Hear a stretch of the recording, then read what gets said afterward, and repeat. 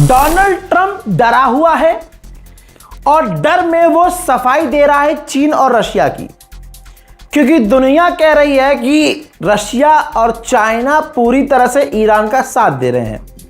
ऐसे में ट्रंप ने धमकी देने की कोशिश करते हुए सफाई भी, जिनको धमकी दी उनकी तरफ सफाई भी दे रहा है। यह रहा उसका ट्वीट। कहता है, चीन के बीजिंग में हमारी हालिया मुलाकात जो राष्ट्रपति जिनपिंग से मेरी हुई थी, मुझे यकीन है कि उन्होंने खुद कहा था कि ईरान को वो हथियार किसी भी तरह से नहीं बेचेंगे। इस बात में चीन की कंपनियां भी शामिल हैं। हमारे रिश्तों को देखते हुए मैं उनकी बात पर भरोसा करता हूं और वैसे भी मैंने उन पर एहसान किया है। उनका साथ देकर, उन पर यकीन करके मैंने अपना ग्रैटिट्यूड दिखाया है। इसी तरह से यूक्रेन में चल रहे भयानक युद्ध के बावजूद, जबकि राष्ट्रपति ज़ेलेंस्की की तरह उनके साथ भी रिश्ते बने हुए हैं, यानी जैसे ज़ेलेंस्की से मेरे रिश्ते हैं, ठीक वैसे ही मेरे पुतिन के साथ भी रिश्ते हैं। राष्ट्रपति पुतिन ने कहा है कि वो ईरान को हथियार नहीं बेचेंगे। वे समझते हैं कि मैं यूक्रेन को सीधे हथियार नहीं बेचता। अब यहाँ पर सफाई शुरू हो गई। कहते हैं कि मैंने बताया है और फिर से बता रहा हूं कि हम नाटो को हथियार बेचते हैं, वो हमें पूरे पैसे देते हैं, हम फिर उसे हथियार देते हैं, फिर वो आगे हथियार यूक्रेन को या फिर आगे कैसे बांटे जाते हैं ये मुझे नहीं पता है। इसलिए जिन दो बड़े देशों के बारे में लोग अक्सर ईरान के संदर्भ में कहते हैं कि वो उनके साथ हैं, मेरी राय में वो इसमें शामिल नहीं हैं। यानी चाइना और रशिया ईरान के साथ नहीं हैं, और अगर किसी भी तरह से वो सच में उनके साथ शामिल हैं तो वो उन दोनों के लिए बहुत, यानी रूस और चीन के लिए बहुत बुरा होगा। यानी दिख रहा है धमकी देना चाह रहा है, दे नहीं पा रहा है, बल्कि सफाई ज़्यादा दे रहा है रशिया को कि हम यूक्रेन को हथियार नहीं देते। एक तरह से गिड़गिड़ा रहा है, रशिया और चाइना को याद दिला रहा है कि भैया हम तो दोस्त हैं और हम आपके खिलाफ नहीं हैं। और फिर आखिर की 1.5 लाइन में उसने धमकी देने की कोशिश की है और कुछ नहीं। यही ट्रंप की आज औकात रह गई है। उधर ईरान ने बहरीन के शेख ईसा अमरीकी एयरबेस पर हमला कर दिया।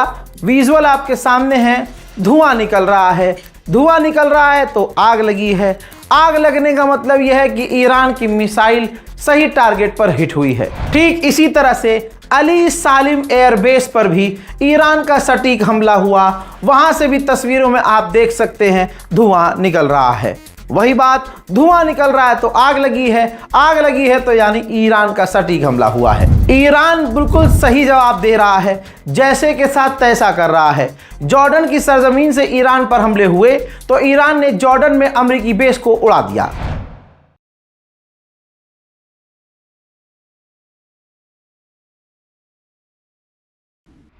अल्लाह अकबर। सिर्फ यही नहीं, इराक में अमरीकी और कुर्दिश बेस पर ईरान ने एक साथ धपड़ धपड़ धूम किया है। देखिए,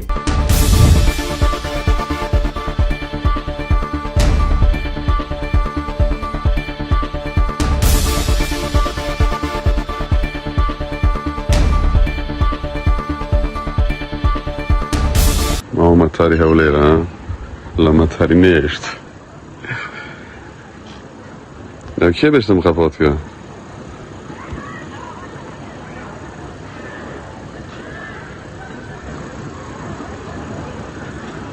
كده هي الحمولة يكي وراقل برندري بقران چند درونی باشه پیش होई पे हमें गेम आ ले देंग दे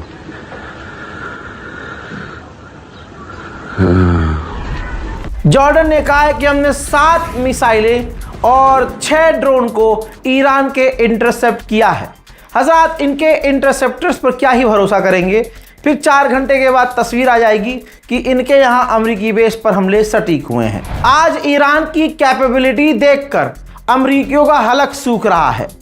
इराक में अमेरिका का जो सबसे खतरनाक डिफेंस सिस्टम है, पेट्रियट एयर डिफेंस सिस्टम, साला ईरान ने उसी पर हमला कर दिया।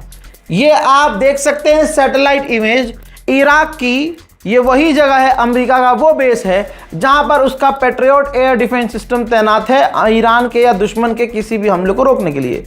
रोकना छोड़ो, उसी पर ईरान ने हमला कर दिया। इसके बाद ईरान यहां रुका नहीं, ईरान ने अपने हर बार की तरह ये वीडियो हमले का जारी किया है, जिसमें कतर, कुवैत, जॉर्डन पर उसने बड़े हमले किए और अमेरिका के बेस को तबाह किया इन्हीं मिसाइलों से, जो वीडियो के अंदर आपको लॉन्च होती हुई नजर आ रही हैं। इराक के अंदर तो खुले आसमान में ईरान के ड्रोन उड़ते हुए नजर आए हैं। जो खेल इजराइल और अमेरिका खेला करते थे, कहा जा रहा है कि वो खेल अब ईरान खुद खेल रहा है।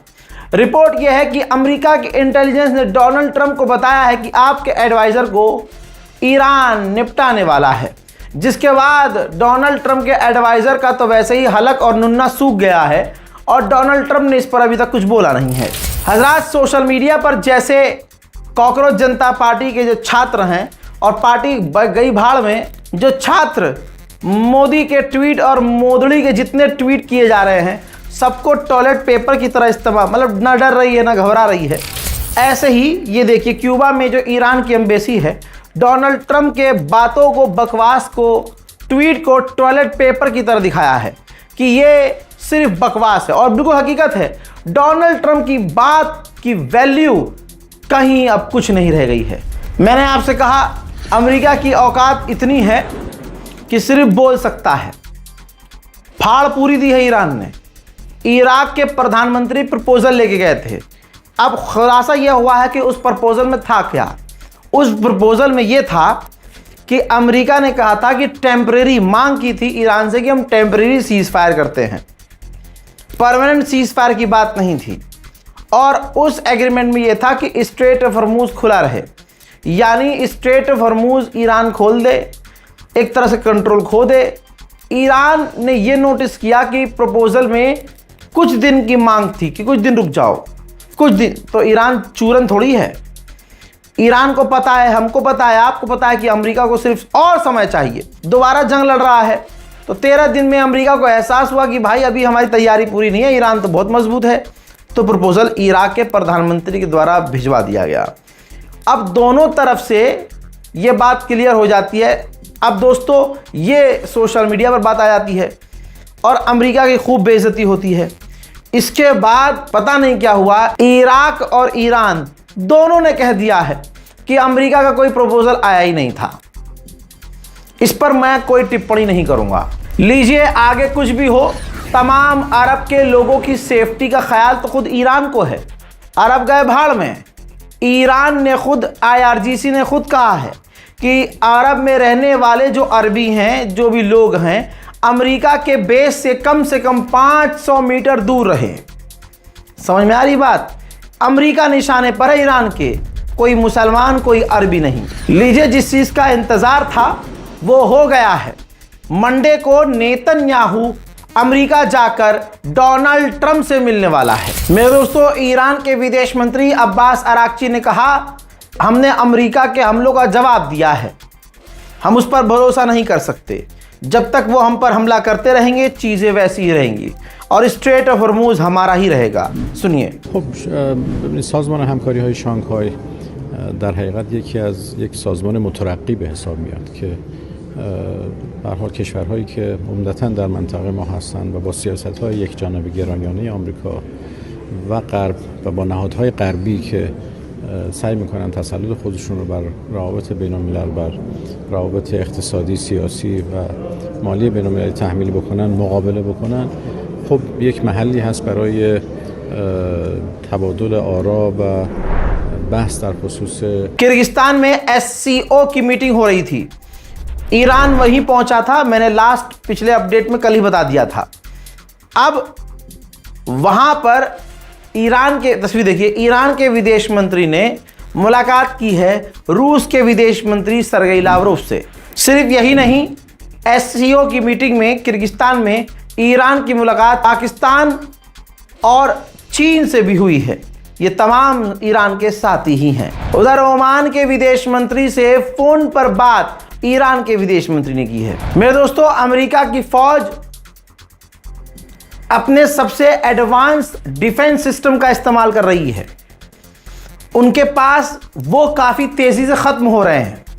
डोनाल्ड ट्रंप की सरकार ने जब ये रिपोर्ट पढ़ी तो अब अपनी फ़ौज को आदेश दिया है, नहीं, ईरान के ख़िलाफ़ अपने ख़तरनाक डिफेंस सिस्टम और ख़तरनाक जो इंटरसेप्टर्स हैं उनका इस्तेमाल ना करो, क्योंकि उनको दोबारा से भरने और बनाने में समय बहुत लगेगा। तो भैया अपनी खुद तोड़वा लो। ट्रंप ने अपने सैनिकों से इस तरह का दे दिया है, मतलब तो यही है, दुश्मन के खिलाफ सबसे खतरनाक हथियार का इस्तेमाल होता है, वो ख़त्म हो रहे हैं। तो ट्रंप ने कह दिया है भाई छिदवा लो अपने आप को, लेकिन हथियार हल्के इस्तेमाल करो। वाह, इसराइल को बचाने के लिए अमेरिका पूरी तैयारी में है। ज़रा तस्वीर देखिए, चुपके से अमेरिका और इसराइल के ही अंदर, अमेरिका और इसराइल की जो फ़ौज है इसराइल के अंदर ही मिलिट्री एक्सरसाइज और ड्रिल शुरू कर चुकी है। मेरे दोस्तों, यमन के हूथीज़ का खौफ सऊदी को अब इतना है कि ये देखिए, लाल सागर से अब नहीं गुजर रहे हैं सऊदी अरबिया के जहाज़, बल्कि अब एक लंबा रास्ता यूरोप की तरफ जाकर अफ्रीका को क्रॉस करते हुए ऑस्ट्रेलिया के करीब से गुजर रहे हैं। लाल सागर उन्होंने सऊदी अरब ने छोड़ दिया है। इसके बाद हुतीज़ ने ऐलान किया है कि लाल सागर खुला हुआ है, सिर्फ सऊदी अरब के जहाज़ों के लिए बंद है। हजरात, तैयारी इसी की तो चल रही थी, ये जंग इसीलिए रोकी गई थी। अब बुल्गारिया के गवर्नमेंट का स्टेटमेंट शेयर किया है ट्रंप ने और शुक्रिया अदा किया है, क्योंकि बुल्गारिया ने अमेरिकी फ़ौज को अपनी जगह, अपनी ज़मीन, अपनी एयर स्पेस का इस्तेमाल ईरान के ख़िलाफ़ करने के लिए दे दिया है।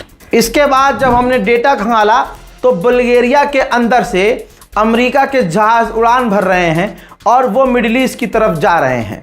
ब्रिटेन भी उतरा हुआ है ईरान के ख़िलाफ़ खुले मैदान में, और अब बुल्गारिया भी उतर आया है खुले मैदान में। तो अब आप समझ सकते हैं कि ईरान कितना अकेला है। उधर सेंटकॉम ने पोस्ट किया है कि मिडिल ईस्ट में हिमरास मिसाइलें जो हैं भारी मात्रा में लाई गई हैं।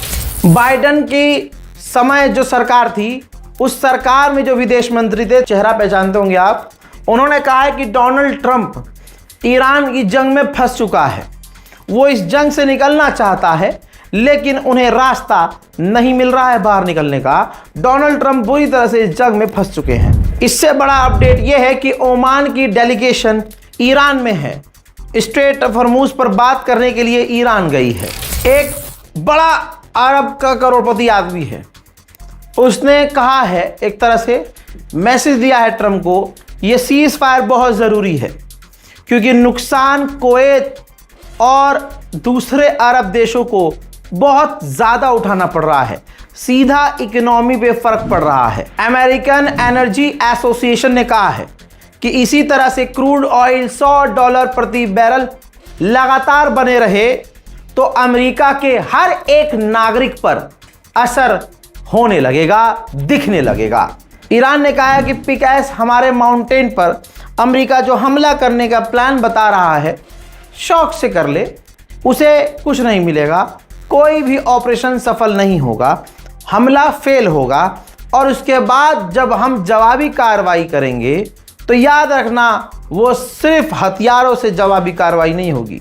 यानी ईरान ने कह दिया है कि सारे सामदाम दंडभेद तुम्हारे खिलाफ इस्तेमाल किए जाएंगे। उधर चाइना ने पाकिस्तान पर दबाव बनाया हुआ है कि एक बार फिर से बीच में कूदो और अमेरिका और ईरान की बातचीत कराओ और सब शांत कराओ। अमेरिका को पता है कि सबसे फट्टू और सबसे कमज़ोर कौन है, तो सबसे ज़्यादा मिडिल ईस्ट में अमेरिका ने अपने टैंकर भेजे हैं 100 से ज़्यादा, और वो 100 से ज़्यादा जो टैंकर भेजे हैं मिडिल ईस्ट में, ज़्यादातर वो तमाम टैंकर इसराइल के अंदर अमेरिका ने तैनात किए हैं। यूरोपीय यूनियन ने ईरान के जज और ईरान के साइबर ग्रुप पर पाबंदी लगा दी है। इसके बाद अमेरिका ने भी ईरान के बिलियनर्स, करोड़पति, खरबपति लोगों पर पाबंदी लगा दी है। मोहतरम हजरात, फिलहाल के इस अपडेट में इतना ही। इस रिपोर्ट को शेयर कीजिए, चैनल को सब्सक्राइब कीजिए, सब्सक्राइब कर लीजिए भैया, इतना ही तो मांगा है और क्या ही कह दिया मैंने आपसे। अपनी राय कमेंट सेक्शन में लिखिए और दुआओं में याद रखिए। जय हिंद।